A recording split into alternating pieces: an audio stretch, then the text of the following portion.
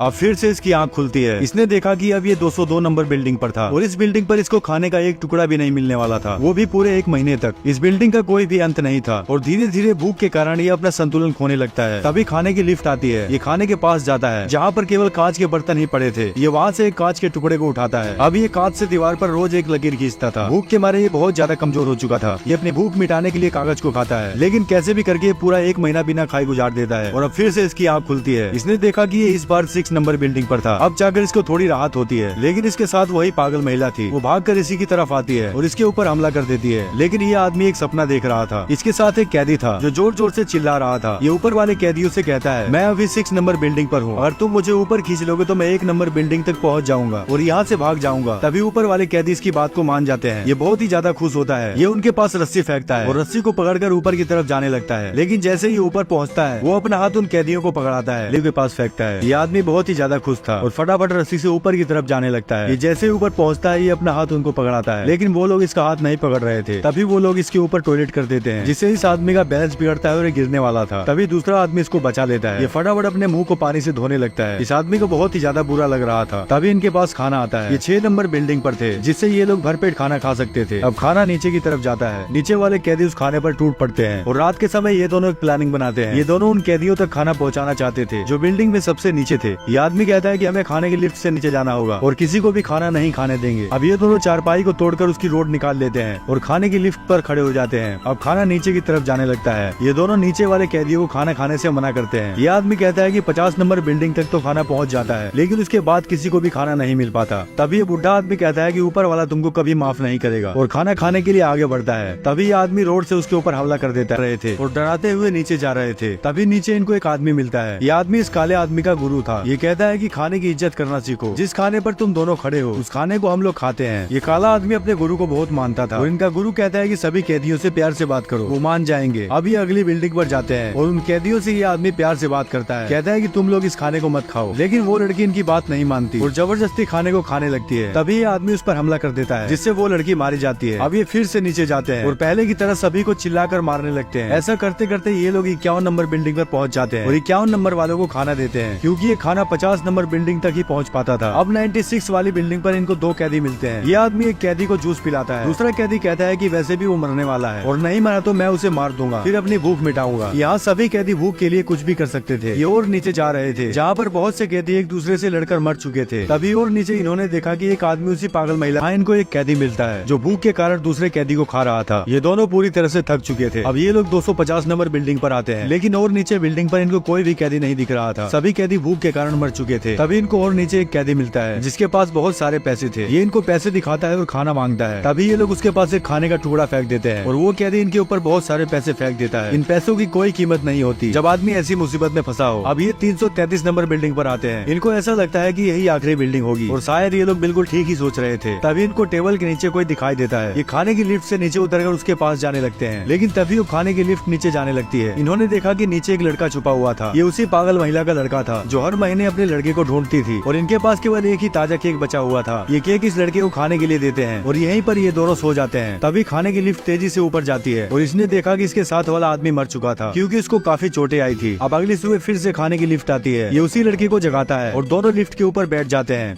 अब अगली सुबह फिर से खाने की लिफ्ट आती है। ये आदमी उस लड़की के पास जाता है, उसे उठाने लगता है और ये दोनों लिफ्ट के ऊपर बैठ जाते हैं। इस आदमी को उस पागल महिला से प्यार हो चुका था। भले ही ये आदमी यहाँ से बाहर ना निकल सके, लेकिन ये इस लड़की को जेल से बाहर जरूर निकालेगा। वो खाने की लिफ्ट नीचे जा रही थी जहाँ पर केवल एक रोशनी थी और चारों तरफ अंधेरा ही अंधेरा था। अब ये दोनों नीचे पहुँच जाते हैं, लेकिन यहाँ से भागने का कोई भी रास्ता नहीं था। तभी इस आदमी को वही बूढ़ा आदमी दिखाई देता है जिस बूढ़े आदमी को इसने मार दिया था। वो बूढ़ा आदमी से बातें करने लगता है। कहता है अब तुम बिल्कुल आजाद हो, तुम एक अच्छा काम करने जा रहे हो। ये बूढ़े आदमी की आत्मा थी और ये आदमी बूढ़े के पास चला जाता है और उससे बातें करने लगता है। बूढ़ा आदमी कहता है कि आखिर तुमने ढूंढ ही लिया उस पागल महिला के बच्चे को। तभी वो लिफ्ट तेजी से चालू हो जाती है। लड़की लिफ्ट के ऊपर बैठी हुई थी, लेकिन ये इसी अंधेरे में रह जाता है। लड़की बहुत ही तेजी से ऊपर जा रही थी और जो भी सबसे ऊपर पहुंच जाता है वो इस जेल से बाहर निकल जाएगा और इस मूवी में यही लड़की बाहर निकल पाती है। ये कहानी यहीं पर समाप्त होती है।